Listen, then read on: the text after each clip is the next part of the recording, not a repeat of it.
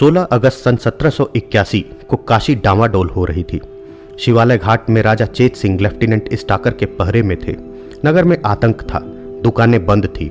घरों में बच्चे अपनी माँ से पूछते, माँ आज हलवे वाला नहीं आया? वह कहती, चुप हो जाओ बेटे। सड़कें सूनी पड़ी थी। तिलंगों की कंपनी के आगे आगे कुबरा मौलवी कभी कभी आता जाता दिखाई पड़ता। उस समय खुली हुई खिड़कियां बंद हो जाती थी। भय और सन्नाटे का राज्य था। चौक में चिथरू सिंह की हवेली अपने भीतर काशी की वीरता को बंद किए कोतवाल का अभिनय कर रही थी। इसी समय किसी ने पुकारा, हिम्मत सिंह। खिड़की में से सिर निकालकर हिम्मत सिंह ने पूछा, कौन? बाबू ननकू सिंह। अच्छा, तुम अब तक बाहर ही हो? ननकू ने जवाब दिया, पागल, राजा कैद हो गए हैं, छोड़ दो इन सब बहादुरों को। हम एक बार इनको लेकर शिवालय घाट पर जाएंगे। ठहरो कहकर हिम्मत सिंह ने कुछ आज्ञा दी। सिपाही बाहर निकले। ननकू की तलवार चमक उठी। सिपाही भीतर भागे। ननकू ने कहा, नमक हरामो, चूड़ियां पहन लो। लोगों के देखते देखते ननकू सिंह चला गया। कोतवाली के सामने फिर सन्नाटा हो गया। ननकू उन्मत्त था। उसके थोड़े से साथी उसकी आज्ञा पर जान देने के लिए तुले थे। वह नहीं जानता था कि राजा चेत सिंह का क्या राजनैतिक अपराध है। उसने कुछ सोचकर अपने थोड़े से साथियों को फाटक पर गड़बड़ मचाने के लिए भेज दिया। इधर अपनी डोंगी लेकर शिवालय की खिड़की के नीचे धारा काटता हुआ पहुंचा।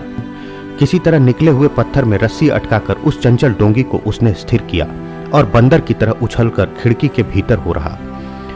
उस समय वहां राजमाता पन्ना और राजा चेत सिंह से बाबू मनिहार सिंह कह रहे थे, मनिहार सिंह, आपके यहां रहने से हम लोग क्या करें, समझ में नहीं आता। पूजा पाठ समाप्त करके यदि आप रामनगर चली गई होती तो।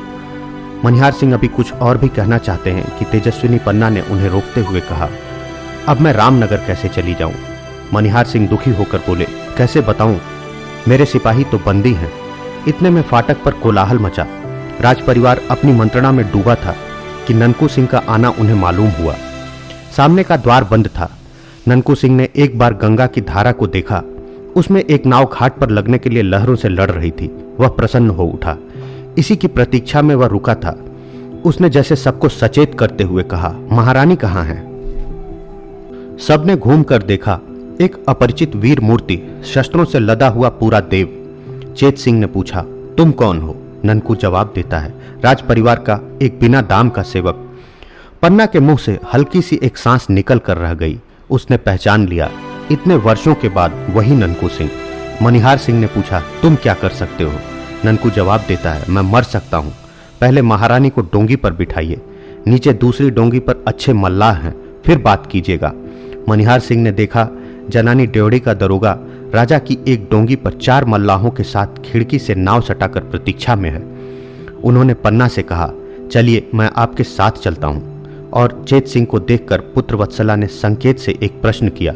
उसका उत्तर किसी के पास न था। मनिहार सिंह ने कहा, तब मैं यहीं। ननकू ने हंसकर कहा, मेरे मालिक, आप नाव पर बैठें। जब तक राजा भी नाव पर न बैठ जाएंगे तब तक 17 गोली खाकर भी ननकू सिंह जीवित रहने की प्रतिज्ञा करता है। पन्ना ने ननकू को देखा। एक क्षण के लिए चारों आंखें मिली, जिनमें जन्म जन्म का विश्वास ज्योति की तरह जल रहा था। फाटक बलपूर्वक खोला जा रहा था। ननकू ने उन्मत्त होकर कहा, मालिक जल्दी कीजिए। दूसरे क्षण पन्ना डोंगी पर थी और ननकू सिंह फाटक पर स्टाकर के साथ। चेतराम ने आकर एक चिट्ठी मनिहार सिंह को हाथ में दी। लेफ्टिनेंट ने कहा, आपके आदमी गड़बड़ मचा रहे हैं। अब मैं अपने सिपाहियों को गोली चलाने से नहीं रोक सकता। मेरे सिपाही यहाँ कहाँ हैं साहब? मनिहार सिंह ने हंसकर कहा। बाहर कोलाहल बढ़ने लगा। चेतराम ने कहा, पहले चेत सिंह को कैद कीजिए।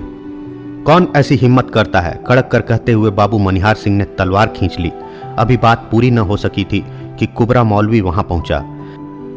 यहां मौलवी साहब की कलम नहीं चल सकती थी और न ये बाहर ही जा सकते थे। उन्होंने कहा, देखते क्या हो चेतराम? चेतराम ने राजा के ऊपर हाथ रखा ही था कि ननकू के सधे हुए हाथ ने उसकी भुजा उड़ा दी।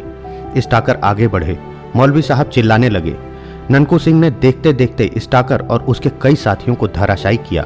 फिर मौलवी साहब कैसे बचते? ननकू सिंह ने कहा, क्यों, उस दिन के झापड़ ने तुमको समझाया नहीं?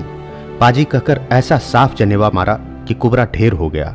कुछ ही क्षणों में यह भीषण घटना हो गई जिसके लिए अभी कोई प्रस्तुत न था। ननकू ने ललकार कर चेत सिंह से कहा, आप क्या देखते हैं, उतरिए डोंगी पर। उसके घावों से रक्त के फुहारे छूट रहे थे।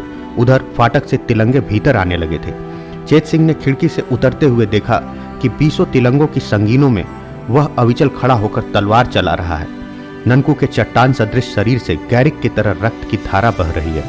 गुंडे का एक एक अंग कटकर वहीं गिरने लगा। वह गुंडा था, वह काशी का गुंडा था।